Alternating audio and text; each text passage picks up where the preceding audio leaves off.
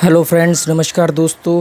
जैसे कि आपने इस चैनल का नाम देखा है फाइनेंशियल एजुकेशन, और इस वीडियो के थंबनेल पर लिखा होगा कि भी फाइनेंशियल एजुकेशन क्यों ज़रूरी है आपके लिए, आर्थिक शिक्षा क्यों ज़रूरी है आपके लिए। इस बात को मैं इसमें समझाने की कोशिश करूँगा। हो सकता है आप अपने जीवन में फाइनेंशियल एजुकेशन को महत्व दे दो, जिससे कि आपके जीवन की एवरेज बढ़ जाएगी, स्ट्राइक रेट बढ़ जाएगा। एवरेज आप समझ के, गाड़ी एक एवरेज देती है ना कि भी कम से कम पेट्रोल में, हम चाहते हैं एवरेज अच्छी दे, मतलब कम से कम पेट्रोल फ्यूल ईंधन कम लगे और वो परफॉर्मेंस बेहतर दे। एवरेज बोलते हैं। स्ट्राइक रेट, कम बॉलों पे ज़्यादा रन बनाना, क्रिकेट के अंदर स्ट्राइक रेट होता है। ऐसे ही सेम चीज़ अपने जीवन के अंदर होती है कि कम फोर्स लगा करके ज़्यादा अचीवमेंट।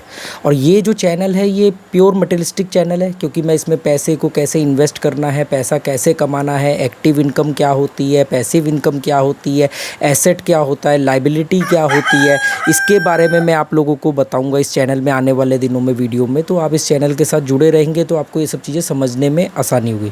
दूसरा, इस चैनल पर मैं जो भी वीडियो डालूंगा वो मैं कोई किताब की पढ़ी हुई या कहीं से कोई चीज़ों पे लिख लिया कंटेंट नहीं।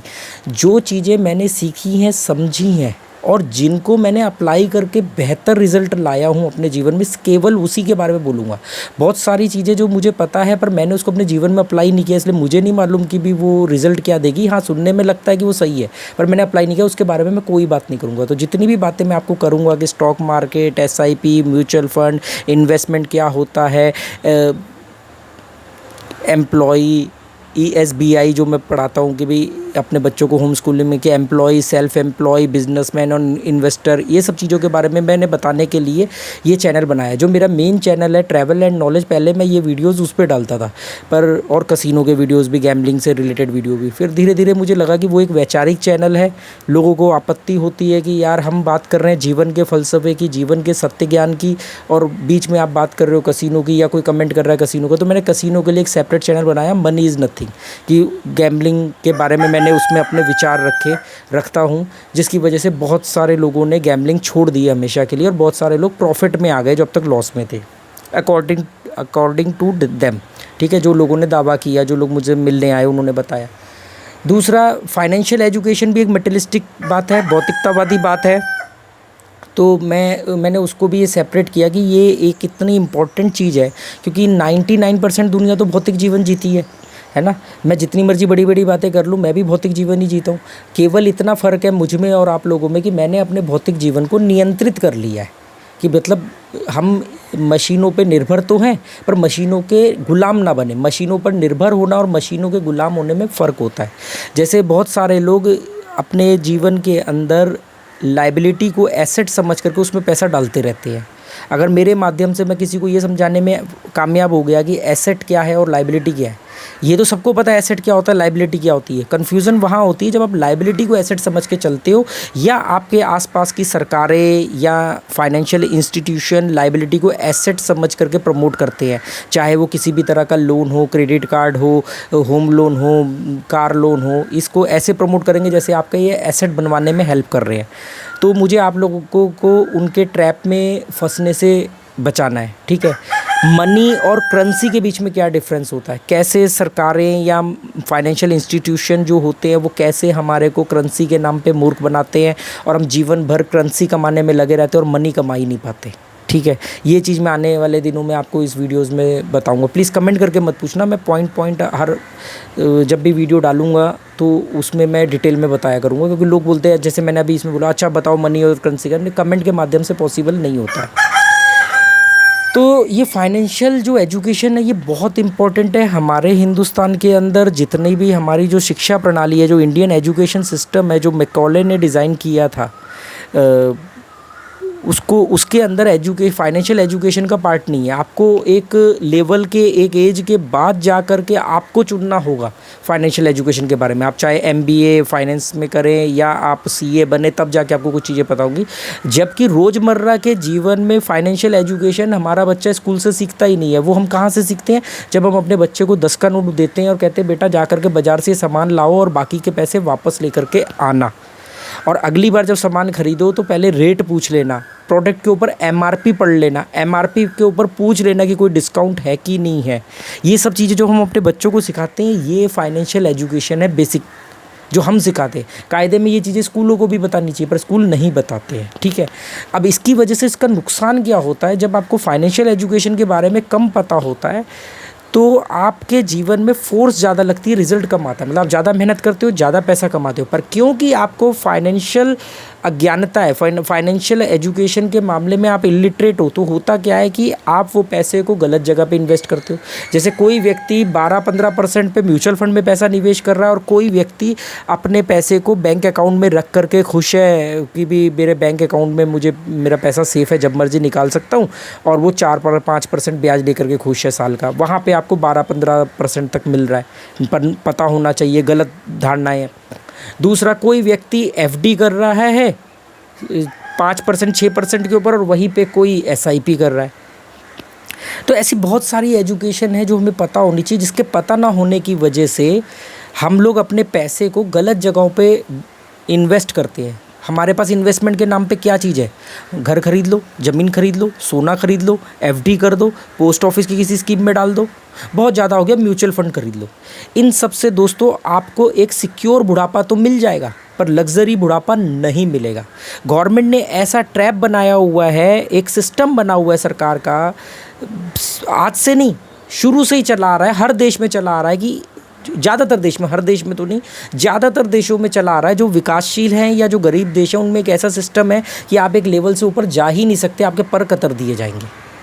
पर जिन लोगों को इन लूप होल्स के बारे में पता होता है, वो लोग देखो फिर आगे निकलते हैं। आप कार खरीदते हो, आप मर्सिडीज़ खरीद लो, आपको मर्सिडीज़ पे इनकम टैक्स देना पड़ेगा, दुनिया भर की आपकी लाइबिलिटी बन जाएगी वो। वहीं पर एक उद्योगपति जब मर्सिडीज़ खरीदता है तो वो मर्सिडीज़ उसके नाम पे ही नहीं होती है, वो अपनी कंपनी के नाम पर खरीदता है और उसको एक्सपेंस में शो करता है, हम उसको प्रॉफिट में शो करेंगे। तो ये फ़र्क होता है कि तो ये एजुकेशन बहुत ज़रूरी है। और इस धोखे में बिल्कुल मत रहना दोस्तों कि आप लोग वेल एजुकेटेड हो, आप लोग किसी आईटी फील्ड के अंदर 2 लाख 5 लाख रुपए महीना कमा रहे हो, या आप एक बिजनेसमैन हो या बिजनेस टाइकून हो, या आप कोई बहुत ही सक्सेसफुल इंसान हो इकोनॉमिकली, तो आपको फाइनेंशियल एजुकेशन आती ही होगी, ऐसा नहीं है। फाइनेंशियल एजुकेशन का मतलब होता है ऑब्जर्वेशन से आती है, ऑब्जर्वेशन। क्योंकि फाइनेंशियल जो ट्रैप है वो लगातार बदलते रहते हैं। गवर्नमेंट भी जैसे जैसे लोग लूपहोल समझते रहते हैं, गवर्नमेंट भी नए नए नियम लाती रहती है। तो हाँ, लगातार आपको अलर्ट रहना पड़ेगा, लगातार आपको ऑब्जर्व करना पड़ेगा, कैसे हम इन्वेस्ट करके लग्जरी बुढ़ापा ले सकते हैं, कैसे हम इन्वेस्ट करके सिक्योर बुढ़ापा ले सकते हैं, कैसे हम कम कमा करके ज़्यादा रिटर्न ले सकते हैं, कैसे हमारा पैसा ही हमारे लिए पैसा कमाएगा, कब हम उस लेवल पे आएंगे कि हम सोएं और जागें पर फिर भी हमारे को हमारा पैसा कमा करके दे, या कोई भी बिजनेस मॉडल हमें पैसा कमा के दे, जिसको पैसिव इनकम बोलते हैं। क्यों ना हम पैसा एसेट में लगाएं कि हम रात दिन जब भी सोए हमारा एसेट बढ़ता रहे। हम क्या करते हैं, एसेट के बच्चे खा जाते हैं, हमें बच्चे नहीं खाने हैं। ये सब चीज़ें, वो बच्चे क्या होते हैं, हम क्या खा जाते हैं, ये आपको आने वाले दिनों में मैं वीडियोज़ में बताऊँगा, इस चैनल के साथ बने रहना। दूसरा, आपको कैसे आपको कंपाउंड इफ़ेक्ट, कंपाउंड इंटरेस्ट जो होता है उससे आपको कैसे वो आपको बेनिफिट देगा, कहाँ पर जा कर के 80-90% लोग कंपाउंड इंटरेस्ट मिलने से पहले ही गिव अप कर जाते हैं, कैसे क्रेडिट कार्ड, बैंक आपके साथ फ्रॉड करते हैं, कैसे आपको चक्रवर्ती ब्याज के ट्रैप में फंसाते हैं, कंपाउंड इंटरेस्ट आपसे चार्ज करते हैं और आप लोगों को पता ही नहीं होता, कैसे आप लोग दिखावे के नाम पे लाइबिलिटी को एसेट समझ के ख़रीद लेते हैं। ये सब चीज़ें आप लोगों को अगर पता लग जाए, या आप लोगों अपने बच्चों को समझाने में कामयाब हो गए, तो दोस्तों यकीन मानो कि आप अगर आज 5 लाख रुपए कमा करके जो ज़िंदगी जी रहे हो ना, वो आप सिर्फ 2 लाख रुपए कमा करके ज़िंदगी जी सकते हो। क्योंकि आपने वो 2 लाख रुपए में आपने उस बैलेंस पैसे को, अपने खर्चे के अलावा के पैसे को इन्वेस्ट कर दिया। अब आपका पैसा आपके लिए पैसा कमा रहा है। आप लोग चाह करके भी अपनी नौकरी को नहीं छोड़ पाते। बॉस के आगे sorry sir, thank you sir कहते रहते हो, आपको मालूम है बॉस गलत है, पर आप उसको रेजिग्नेशन नहीं दे सकते क्योंकि आपको मालूम है आपकी ईएमआई चल रही है, आपके पास मंथली इनकम नहीं। अगर आप फाइनेंशियल एजुकेशन को समझ गए तो 5 साल के अंदर या 3 से 5 साल के अंदर आप अपने आप को, अपने खर्चों को बीट करने में कामयाब रहोगे। मतलब आपका महीने का खर्चा जितना भी है, आपका इन्वेस्टमेंट उससे ज़्यादा आपको पैसा दे रहा है। फिर आपके ऊपर दबाव ख़त्म हो जाएगा। फिर आप कभी भी नौकरी चेंज कर सकते हो, कभी भी आप नया स्टार्टअप शुरू कर सकते हो, कभी भी बॉस के दबाव में नहीं आओगे अगर बहुत गलत है तो ये फाइनेंशियल एजुकेशन बहुत ज़रूरी है। अगर आप लोग नहीं सीखना चाहते तो प्लीज़ अपने बच्चों को ज़रूर सिखाओ, समझाओ, बचपन से उनको ट्रेनिंग दो, उनकी जीवन सरल हो जाएगा। नहीं तो पैसे के पीछे भागना पड़ेगा। आप पैसे के पीछे जितना भागोगे, पैसा उतना आगे भागेगा और वो उतना वज़नदार होगा, उतना वज़नदार होगा। मतलब उसको पाना भी बहुत मुश्किल हो जाएगा। पर अगर आपने इसकी लूपहोल समझ ली, आपने ये फाइनेंशियल एजुकेशन को समझ लिया, मनी मैनेजमेंट आप सीख गए, तो आपका जीवन में एक सरलता आ जाएगी। मतलब जैसे ट्रेन जब खड़ी होती है तो उसको एक फ़ोर्स लगाना पड़ता है इंजन को, ट्रेन को खींचने के लिए, पर जैसे जैसे ट्रेन चल पड़ती है तो उसके बाद उसको बहुत हल्का सा ही फ़ोर्स लगाना पड़ता है, बाकी तो ट्रेन अपने आप चलती रहती है। चाणक्य ने सोचो 2500 साल पहले ही अर्थशास्त्र लिख दिया था।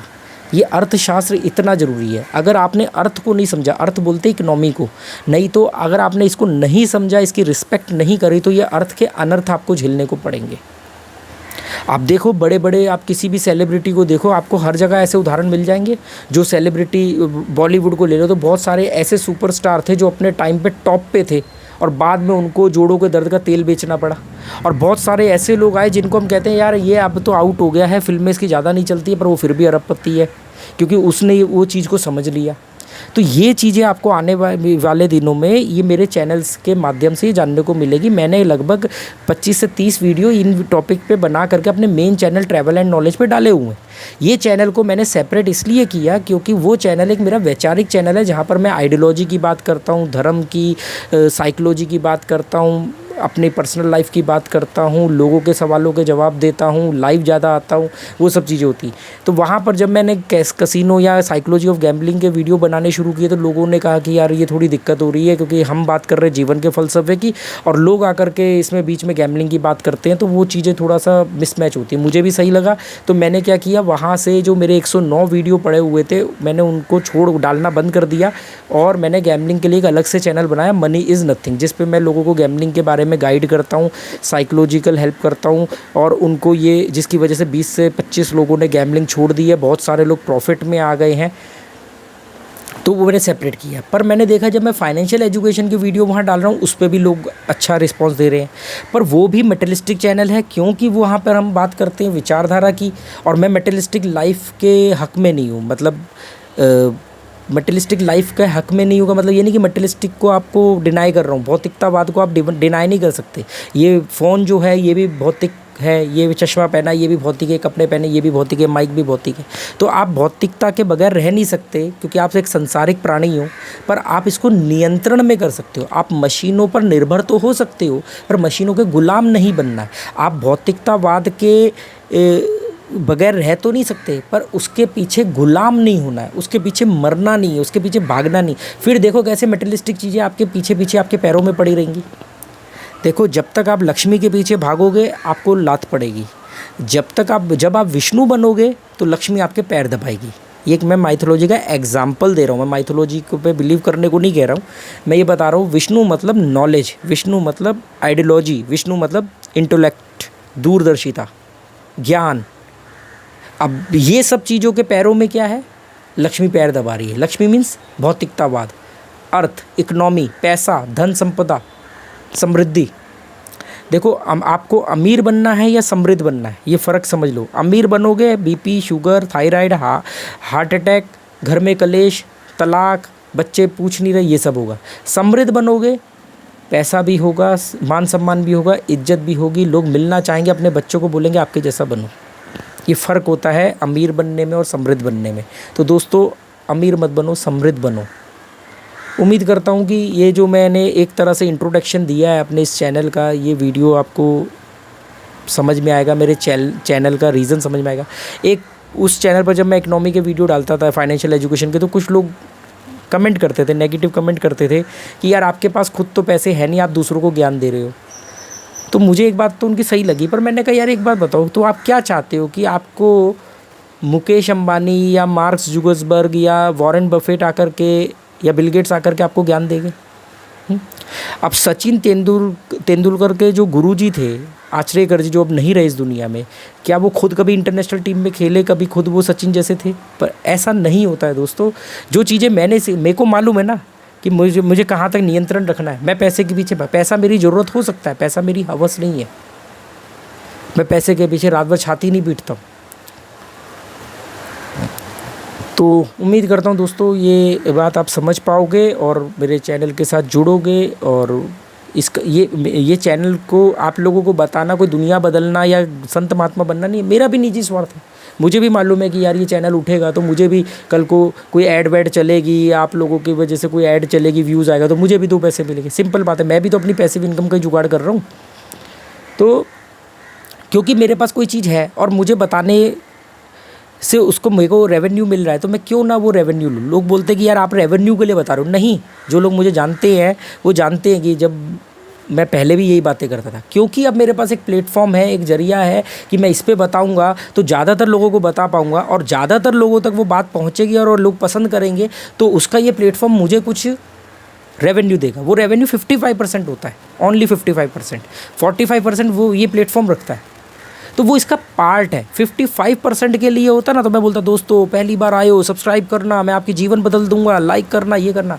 मैंने आज तक अपने किसी भी चैनल पर ये नहीं बोला दोस्तों सब्सक्राइब करो, लाइक करो, शेयर करो, क्योंकि मेरा ये मानना है कि अगर मैं किसी का फ़ायदा करूँगा, किसी को कोई अच्छी बात बताऊँगा, तो वो बिना मुझसे जुड़े रह नहीं सकता है। भीख मांग मांग करके मैं आपको जोड़ भी लूँगा, लालच दे करके, भीख मांग करके मैं आपसे सब्सक्राइब करवा भी लूँगा, उसका फ़ायदा क्या होगा। तो उम्मीद करता हूँ आपको ये बात समझ में आएगी। Okay, goodbye, thank you.